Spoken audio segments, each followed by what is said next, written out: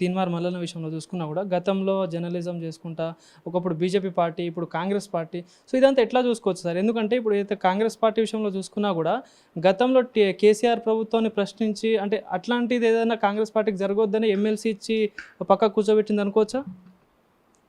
ఇప్పుడు ఒకటి తీన్మార్ మల్లన్న వ్యక్తిగతంగా ఉన్నంత వరకు ఎవరు పట్టించుకోరు. ఒకసారి పబ్లిక్ లైఫ్లోకి పాలిటిక్స్లోకి వచ్చినాక శ్రీశ్రీ గారు చెప్తారు, ప్రైవేట్ అంటూ ఏముండదు.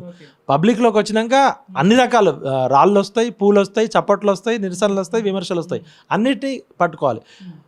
తీన్మార్ మల్లన్న సోషల్ మీడియాలో ఒక ట్రెండ్ సెట్టర్ అయ్యి కొన్ని లక్షల మందిని ఆకర్షించిండు, ఒక యూత్ ఐకాన్గా తయారైండు ఇలా రూరల్ ఏరియాలో. మరి అదే తీన్మార్ మల్లన్నని ఎందుకు సోషల్ మీడియాలో, అదే సోషల్ మీడియాలో 199 మంది ఎందుకు కామెంట్ చేస్తున్నారంటే ఆయన చెప్తున్నది ఏంటి, చేస్తున్నది ఏంటి? బహుజన సిద్ధాంతం ఏమైంది, కాన్షీరామ్ సిద్ధాంతం ఏమైంది, అంబేద్కర్ సిద్ధాంతం ఏమైంది, అంగిలాగు సిద్ధాంతం ఏమైంది, 7200 ఏమైంది? ఇదే కాంగ్రెస్ పార్టీ గాడిద అన్నది ఎవరు? ఇదే కోదండరామ్ సార్ పార్టీలో నెంబర్ 2గా ఉండి కోదండరామ్ సార్ రెడ్డి కులవాది, ఆయన నల్లికుట్లోడు నాలోడు అని తిట్టింది ఎవరు? అదే బీజేపీ పార్టీ కేసీఆర్ కుటుంబం మొత్తాన్ని బీజేపీ అనే రసీద్ తోటి అమరవీరుల స్తూపం దగ్గర కట్టేస్తా అన్నది ఎవరు? మళ్ళీ బీజేపీ ఫైరా ఫ్లవరా అని తిట్టింది ఎవరు? సొంత పార్టీ పెట్టి నవ తెలంగాణ నిర్మాణ పార్టీ అని పెట్టింది ఎవరు? 7200 ఎక్కడికి పోయింది?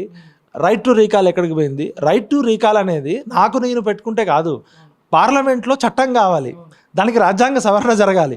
ఇప్పుడు జనాలను ఎట్లా అంటే ఇప్పుడు రైట్ టు రీకాల్ కావాలని ప్రజలందరూ కోరుకోవచ్చు, కానీ దానికి చట్టం కావాలి కదా. ఇప్పుడు నేను నా పరిపాలన బాగలేదు నేను పెట్టుకుంటున్నా అంటే అది కాదు కదా.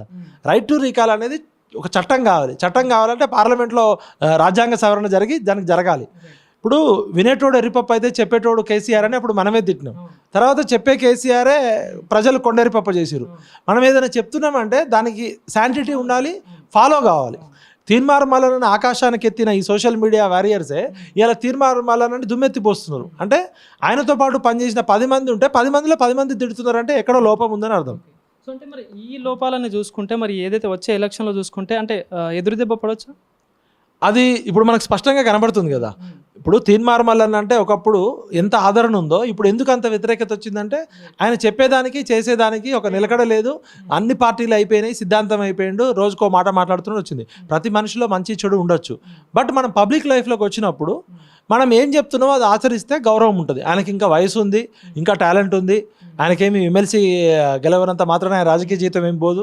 అదేవిధంగా అశోక్ కూడా చిన్నోడు వయసులో, ఆయనకేం నష్టం వచ్చేది లేదు. రాకేష్ రెడ్డి కూడా ఉన్నత విద్యావంతుడు, ఆయన వ్యాపారం కూడా చేసుకోవడం వచ్చు, ఆయన ఇంటర్నేషనల్ లెవెల్ ఉన్నాడు. వీళ్ళ ముగ్గురికి ఏం పోయేది ఏం లేదు. కానీ బక్కా జడ్సన్ లాంటి వ్యక్తిని పంపకపోతే పేదోళ్ళు ఇక చట్టసభలకు రావద్దు అనుకుంటారు. నిజాయితీగా ప్రశ్నించే గొంతులని తెలంగాణ పట్టభద్రులు కూడా, ఇప్పుడు పేద ప్రజలంటే ఓటుకు అమ్ముడు పోతారు పాపం అనుకోవచ్చు.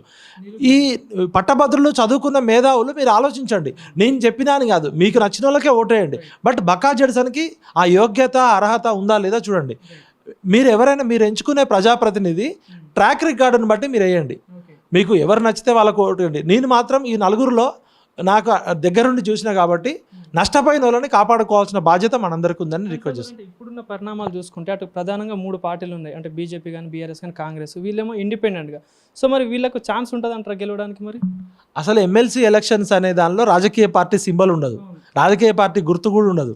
అది ఇండిపెండెంట్గా నిపుణులు, విద్యావంతులు, మేధావులు, సబ్జెక్ట్ ఎక్స్పర్ట్స్, పోరాట యోధులు ఉండాలి. అసలు రాజకీయ పార్టీలు పోటీ చేయడమే తప్పు ఫస్ట్. ఎందుకంటే ఎమ్మెల్యేలు, ఎంపీలు ఉన్నారు. దీనిలో పట్టభద్రుల నుంచి ఒకరు రావాలి, ఉపాధ్యాయుల నుంచి రావాలి.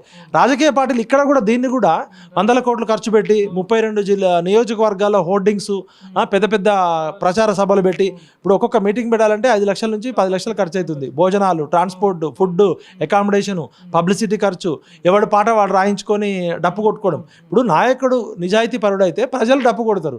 నా పాట నేనే రాసుకొని, నేనే డప్పు కొట్టుకొని, నేనే సోషల్ మీడియా పెట్టుకొని జై జై జై కొట్టుకుంటే అది కాదు నాయకత్వం. నాయకుడు నిజాయితీగా ఉంటే ప్రజల్లో ఆదరణ ఉంటుంది. పట్టభద్రులారా, బక్కా జడ్సన్ జీవిత చరిత్ర, మిగతా అభ్యర్థుల జీవిత చరిత్ర మీరు అఫిడవిట్ తీసి చూడండి. వాళ్ళ ఆస్తులు ఏంటి, వాళ్ళ ట్రాక్ రికార్డ్ ఏంటి.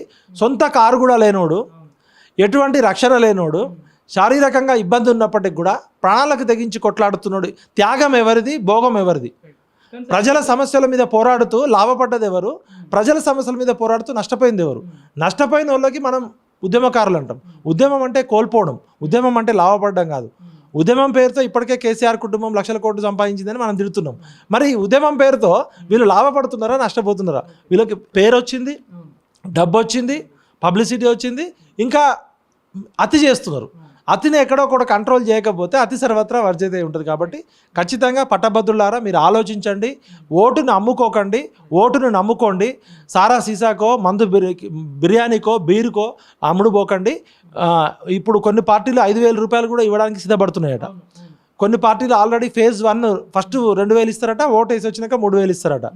ఇలాంటి పట్టభద్రుల ఇజ్జత్ మీ ఇజ్జత్ మీరు తీసుకోవద్దు. కాబట్టి పట్టభద్రులారా మీరు మీ ఓటును అమ్ముకోకుండా నిజాయితీగా నికారసుగా నిలబడి పోరాట యోధులను గెలిపించండి.